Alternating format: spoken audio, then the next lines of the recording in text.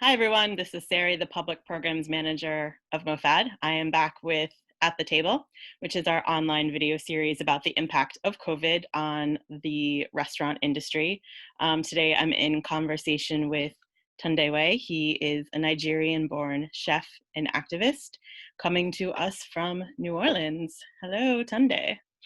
Hi, how are you doing?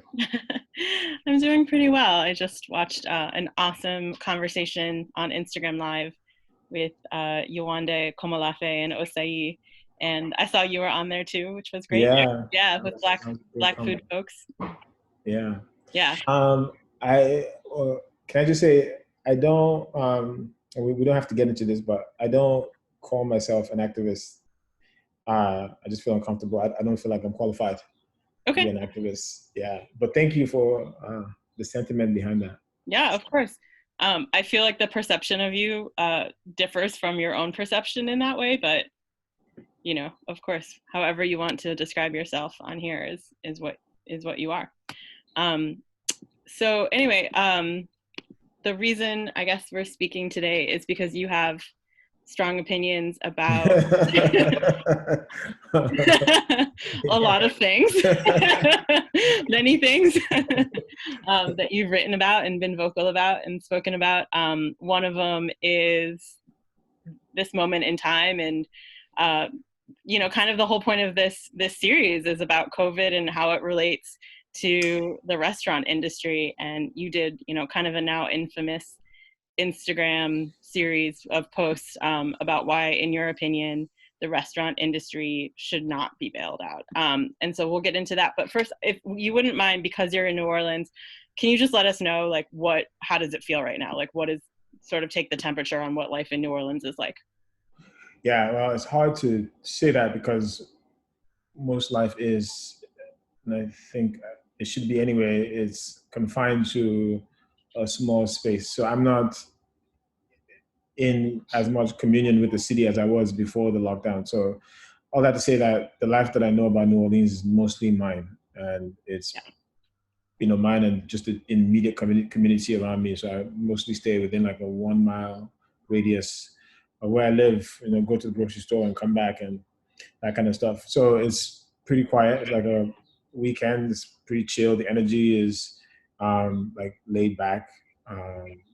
So that's what life is like for me. But obviously, New Orleans is at the center of the pandemic in a way, Yeah. and so for a lot of people, I'm sure it's not the same thing. So I can't speak to what people are experiencing who are dealing with this virus, or people have to go to work every day and be on the front lines and stuff like that. I could just say, like, here it just seems kind of relaxed and slow, and I'm sure there's anxiety behind or beneath that. Yeah. Yeah, so it is. Well, thanks for speaking to your experience about your life right now in New Orleans. So speaking of New Orleans, the way you kind of rooted this conversation that you started on Instagram was speaking about life in New Orleans after Katrina and how the government responded to the restaurant industry at that time. So I guess my question is, how did the government response at that time after Katrina, in terms of the relief, inform the way you feel about this current moment with the way that the restaurant industry is asking for help? Right. So I'll say two things that would probably disqualify me from giving my opinion, but that hasn't stopped me. First thing is that I'm not a restaurateur currently. I don't own a restaurant. I haven't owned a restaurant. I've been a restaurant owner since 2015. And I was telling somebody that even then I was poor at it. I failed. I closed the business after like 6 months. And that's the first thing. The second thing is I'm a um, recent resident to New Orleans. I've only been here since 2015, so about 5 years. So I was definitely not here around Katrina at all. And so that's like the preamble. But I think why that is important is because everything that I'm saying about restaurants and about Katrina aren't, it isn't specialized information. It isn't from my experience. This is public knowledge. You know, if you just scan briefly history, or you talk to people about Katrina, or you talk to people who own restaurants, the things that I say are true. So all of that to say is that we don't need to look too far beyond us to like understand where things are going. After Katrina, some people actually said that the city should not be built out, that it was more trouble than it's worth, right? So that was the dire situation that folks in New Orleans faced, and restaurants were battered. They took a beating. Everything that makes restaurants work. Water, power, food, employees, all of that was like completely disrupted by Katrina. Again, you don't have to have lived through Katrina to know that. That's what happened. And so that moment, was, I think for some people, was a moment that was difficult to see beyond, right?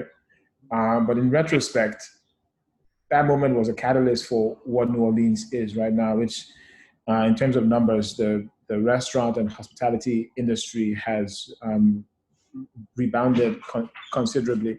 I have to tell you, I live with my brother, and so he's going to be doing things. I walk around here, so if that happens, it'd be crazy. Anyway, so Katrina, was this moment that catalyzed what the present is right now. So there was this influx of money, there was, development, so like ramped up to rebuild, but also to expand the city and the infrastructure. And by that, I don't necessarily mean key infrastructure like the levees, which were addressed, but maybe not to the extent that folks wanted it to be. I'm talking about the social infrastructure of the city. So, more businesses, more restaurants, more bars, more hotels, more, all of that stuff happened here. And because with that comes more tax revenue. And also more white people moved in, more people in general moved into the city to take up space, and also, in essence, to displace as well. And so, if Katrina is a moment that caused this sort of like once in a generation disruption or break in our social and economic lives, and the pandemic is not just that, but also a more broadly encompassing reality. So Katrina was about New Orleans. The pandemic is about the globe. We can see that if we're to follow trends, that what is most likely going to happen, considering how much investment we have in our current economic system, in our current social order. This is going to be a blip that reinforces the systems and the processes that came before it. And this is just my perspective based again, not on any sort of specialized knowledge, but based on a superficial reading of New Orleans. And I say superficial because I'm saying that it's obvious what happened. You don't need to be an expert to see this. You just need to be honest about what you're seeing. Yeah. So, I mean, I'm also curious because you brought 9/11 into that post that you wrote, and you kind of compared the way that the United States reacted and recovered after 9/11 versus the way that Katrina, after Katrina, New Orleans reacted and responded. So what was sort of your thinking in comparing the two of them? Because it seems like you're sort of comparing this moment with the restaurant industry, even though it's a country, that's responding, or you're talking about like a nationwide issue. But you're sort of drawing a line more towards New Orleans versus the United States, as opposed to the United States now versus the United States after 9/11, if that makes sense? Right. So I think the comparison I'm drawing was I used 9/11 to make a statement about the global impact of an incident. But sorry, the not global then, but yes, I guess it was global. But I also meant the national impact versus the very geographic or the very like localized impact of Katrina. Katrina was a local bomb. Mm-hmm. Obviously, it had effects on the wider economy. You know, there was, I think, some disruption to production of oil in the Gulf, that kind of stuff. But it was really a local bomb.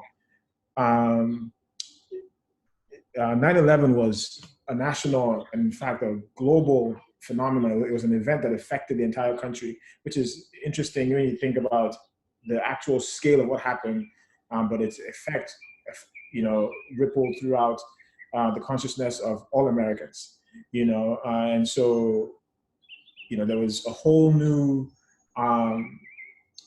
security apparatus that was created after 9/11, right?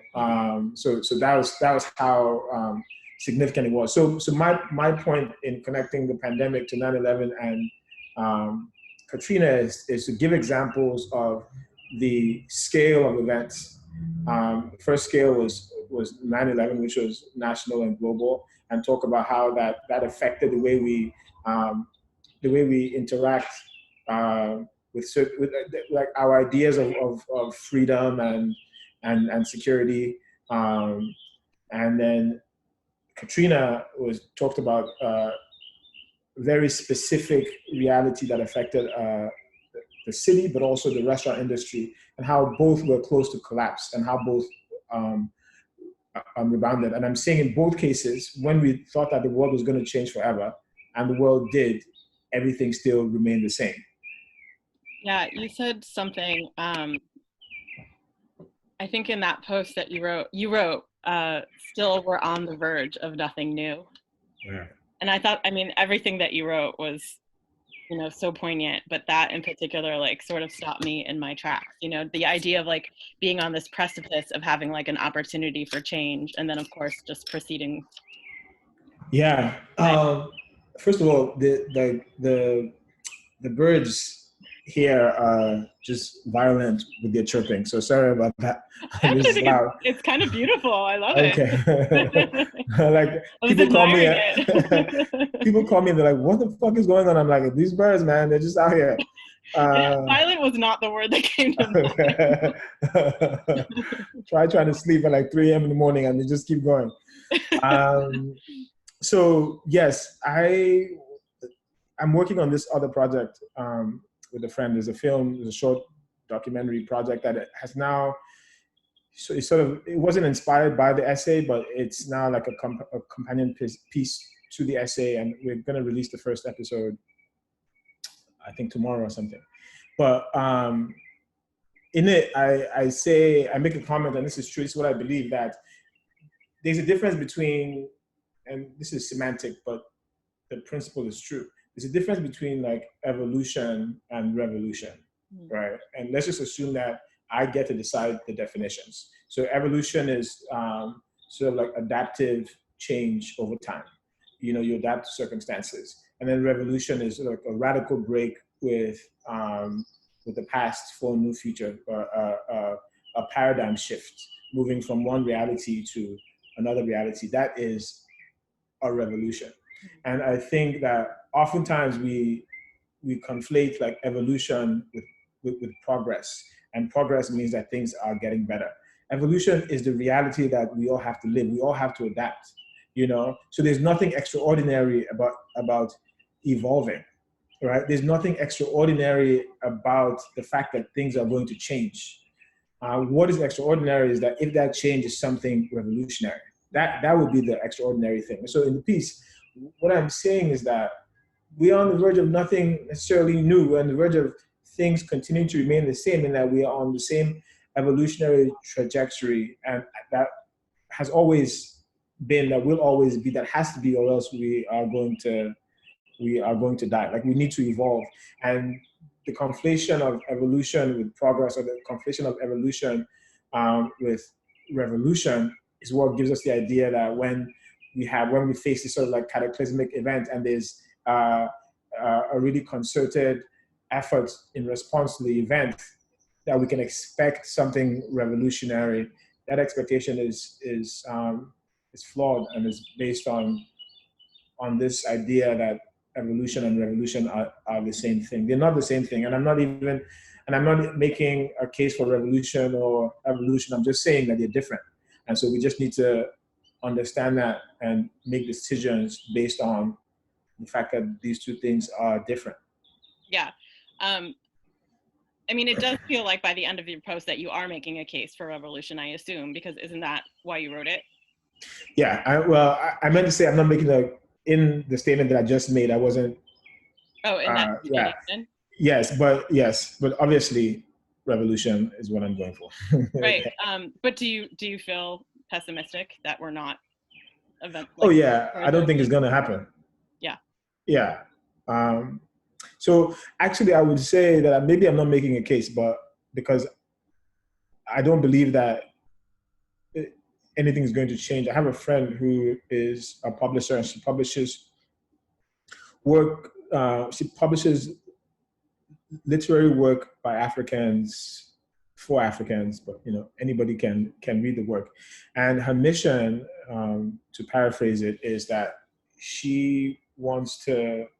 She's building the archive. And so if we think of archive as like a history, or as a repository of lessons, stories, feelings, then telling stories about who we are and having those stories told by the people who actually experience those things means that the archive is more true than not, right? As opposed to other people telling your story. And so for me, in writing that, I want to leave some sort of record behind that says that not everybody was down with this bullshit. Yeah. Not everybody said bail out the restaurant industry. Not everybody said the restaurant industry is more important than the airline industry. Not everybody said that, the way to get out of the reality of disparity and inequality in our system is to give businesses, loans, and have them pay it back over 2 months or whatever. Like, not everybody was down for that shit, So there are folks, myself included, and other people too, who were saying and are saying that no, let's think about things differently. And so to the extent that is revolutionary, sure, then that's what it is. But I don't think that. First of all, I don't even have enough power or influence to make my revolution happen. And I don't think that it's going to happen because there's too much investment in the way things are currently. Right. So, I mean, just to be clear, you're kind of, the way I sort of interpreted what you wrote is you kind of served up New Orleans as like a micro example, and like America post 9/11 is like a macro example, and said, there was opportunity both times for revolution to happen, but instead what occurred was evolution. Yeah. There was response, and there was people who called for revolution, and then ultimately we still have capitalism, and that's the story. Yeah, and I think you make my point better than I did, especially. No, I don't think so. No, but especially with the 9/11 thing, we forget. I mean, because of the overwhelming archive or canon in favor of what happened, we forget that there were people who said, "Look, this is not a time for war. This is a time to think about America's like geopolitical relationship with other countries, with Muslim countries, with other folks. Like, this is a time to do something different." Yeah. Right? There were people who said that, and I didn't necessarily address that at all in my essay, and I probably should have. So that's the point that I'm making by saying what I said, is that yes, that this is a missed opportunity, and I feel like the opportunity is already gone in this moment. Right? People are talking about reopening states. I mean, some states are already kind of partially open. Um, you know, I don't think there's probably going to be any sort of like radical stimulus package. I think that moment was probably two relief packages ago, and that's gone. So the moment is lost in my mind, which isn't to like condemn our future to the same thing, but just to say that we need to piggyback on another moment or another effort if we want to get something different. Yeah. Um,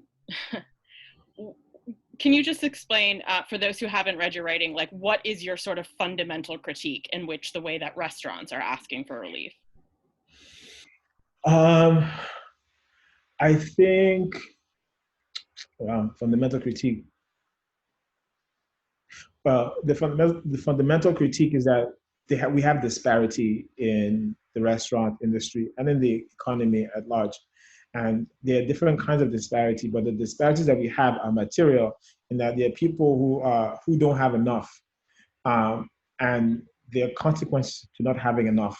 And so if you don't have enough of your material needs met, it means that in plain terms, you have poor housing, poor education, poor healthcare or no healthcare, poor jobs, poor leisure, just poor outcomes in general. And the folks who do have, and have can look like a lot of things. I don't want to simplify and say, well, they're rich and they're poor. The people who have and the people who don't have, and have could look like access, it could look like other forms of capital that isn't necessarily financial. But the people who do have at the expense of the people who don't. And in my critique, what was said explicitly and not and implicitly was that there is a lot of language around solidarity, right? But what is really happening is an entrenchment of the order that exists, right? Restaurant owners have a certain like wealth position relative to the workers who create the value for these businesses currently. And I say currently because in some future, maybe robots are going to replace us. Probably. But whatever sort of help or assistance that folks are asking for from the government is affects workers and owners in different ways. The money that comes to workers is going to be used for consumption. Like folks have to eat. They have to eat food, they have to eat housing, they have to eat childcare in the sense that they're paying for childcare, paying for housing, paying for all these things. The money that comes to owners is an investment in their business, is an investment in their continued expansion in terms of their wealth position. And if we remember that in the current system, the continued expansion of wealth is at the expense of folks who don't have. So we're basically asking the government to subsidize the unequal status that already exists and maybe even expand it. So this is my fundamental critique is that we are entrenching the system as it is, and we're using language that is that suggests that we want different when we don't want different. And if we do want different, these are the things that we could do. We can ignore restaurants or be agnostic about the industries that get built out and focus on the people who make up the industries and who we call workers or labor or employees. We can ensure that those folks have access to healthcare, quality housing, quality jobs, quality leisure, and all these other surrounding benefits that make living worthwhile in general. Yeah, right. So I guess your point is that the restaurants are asking for money in order to enable themselves to return to the status quo. Yeah. Without addressing any sort of systemic issue whatsoever. So like the workers have money that acts as a Band-Aid so they can temporarily, deal with their immediate issues at hand, and then the restaurants continue to profit off the backs of their workers. Yeah, and this is a nuanced point, right? Because for some people, when folks hear that, they think that the assumption is that owners are living off or living high off the hog, whatever the expression goes. Mm-hmm. I'm not saying that. I'm not saying that owners aren't struggling. Of course they are. I'm not saying that some owners right now can't meet their bills. You know, Mm-hmm. of course, some can't. You know, so there are different like levels of precarity. You know, whether you're an owner or or worker. What I am saying though is that the investment in owners or workers um, is disparate. Mm-hmm. There are different kinds of investment in our economic system, right? It's like one is a loan, one is like an investment in your business, and businesses are meant to create profits and accrue interest and all that stuff. So that one is that, and the other is something else. Is we'll give you a stimulus check, you know, or we'll give you insurance benefits so you can just keep consuming. Yeah. Right. So these are two different realities. But if we just like again ignored the labels of owners and workers and just took care of people, because owners are people too, then the owner presumably may also rethink their position. Like if they don't have to like be stressed 70 hours out of the week and worry about how they're going to meet payroll and pay their suppliers and stay in business, but they can work a decent number of hours and then also have the same things that we're talking about that workers need: healthcare, housing, education, childcare, benefits, leisure. Then maybe they rethink the entire reason why they are in that business. Maybe they don't want to be there and they think that's the only option they have. There's a definition of capitalism that says capitalism is a lack of choice. You know, if you want to live in a home that has electricity connected to the grid, for example, you can't do it outside of a capitalist system. You know, if you don't have access to certain things, you can't do that outside of the capitalist system. And I think both owners and workers, again, which are just people, we're all trapped in this certain reality, and we are either side of the same coin, and I'm not quite sure who it serves. Yeah. Ultimately, I know that some people are benefiting more than others, but ultimately it doesn't serve us to the extent that we think it does. Mm-hmm. Yeah, which is why you wrote so beautifully that the restaurant industry is the best lens in which to examine American capitalist values. Yeah. So in terms of this revolution that, you know, you don't feel optimistic about it at this point, you did lay out some demands, I guess, on a policy level, on a federal level. Some demands to my Instagram followers. I demand you guys do this. Right. Well, I don't, yeah, yes, but I think you were also speaking to our federal government. But it was, I mean, to me, it's so interesting because the three demands that you put forward are reparations for African Americans, Indigenous people, eliminate poverty with a federal job guarantee and baby bonds. And all of these, when I read them, I was like, that's pretty radical. But then you also showed us that there was precedent for all of them. So in fact, they weren't so radical. And they could all, you know, fit historically within the precedents and also, you know, fit neatly into this Green New Deal that you described. So if we can kind of pivot to if there's any sort of window at this point for revolution, maybe not with all of these policy demands being met, because I mean, how realistic is that? But is there any way to shift at this point? I think within the restaurant industry, for those owners who are like you, care about possibly creating some changes and shifts so that we do have a more equitable industry going forward. What would that look like? How would that have to happen?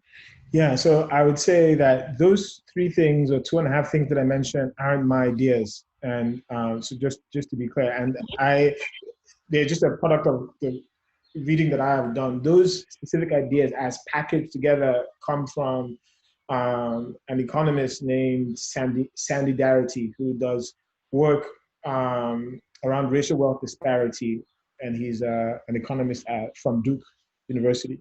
So those are his, you know, packaged together as that are his ideas. Now, the individual policy recommendations don't necessarily belong to him. This is like the product of a lot of research that other folks have done.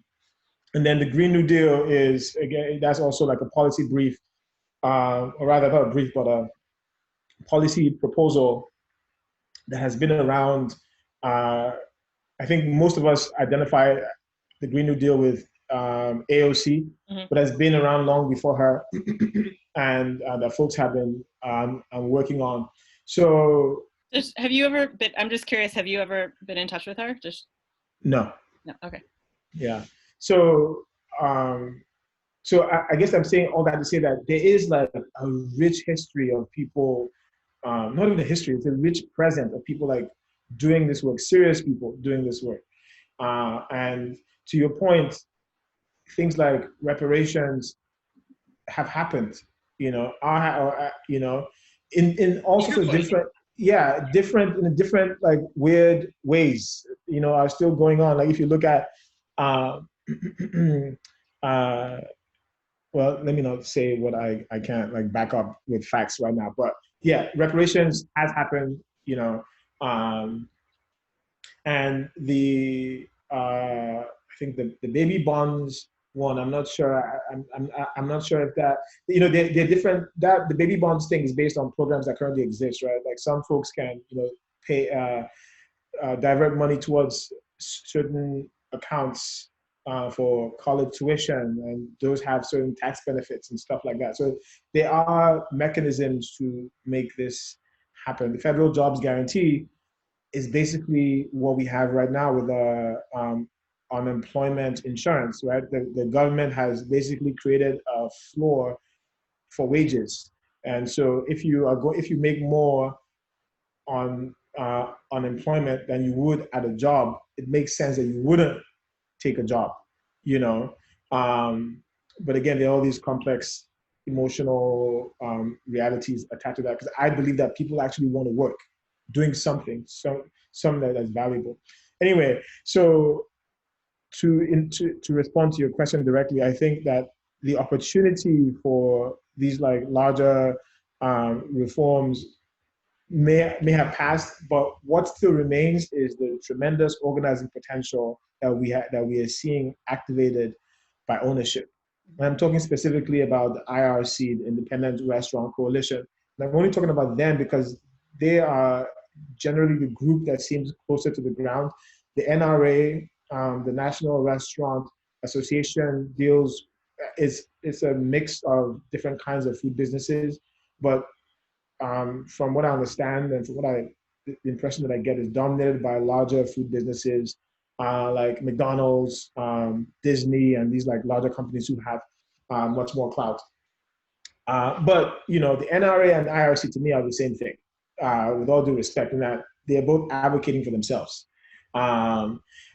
So to my point about the organizing potential that exists, I think that, again, if the IRC, as an example, drops its demand for a sectoral specific bailout and instead begins to advocate for wider worker relief exclusively, then we can begin to see the turnaround and the change that we need to. Imagine if the IRC wasn't like writing reams,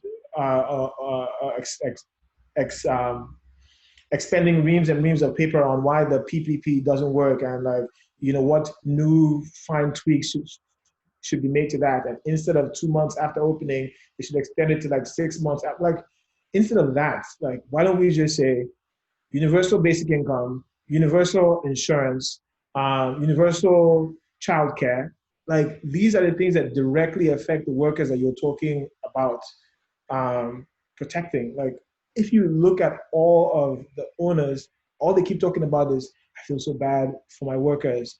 I feel so bad that these workers don't have a job. These workers don't need your job. They need access to healthcare, access to quality wages. That's what they need, right? So you are sort of like, they are substituting the jobs that they offer for the solution that we need. And those are not the same thing at all. Like, your employment is not the solution we need. Yeah, all right. Tunde, I'm going to wrap up with you because I don't want to take any more of your time. Thank you for getting me riled up. Well, I need to calm down. I would honestly happily talk to you all day long, but No, thank you. that would be rude of me to expect that of you. But thank you so much. I am like truly honored to be speaking with you today. Thank you very much. Thank you for Appreciate your voice and your writing. I absolutely want to be part of your revolution. I think a lot of people feel that way. Thank you. So keep going. But tell us where we can follow you. I think on Instagram, from _ Lagos. Right. Yeah. All right. Well, you stay safe. You too. Take care. Okay. All right. Cheers. Thank you.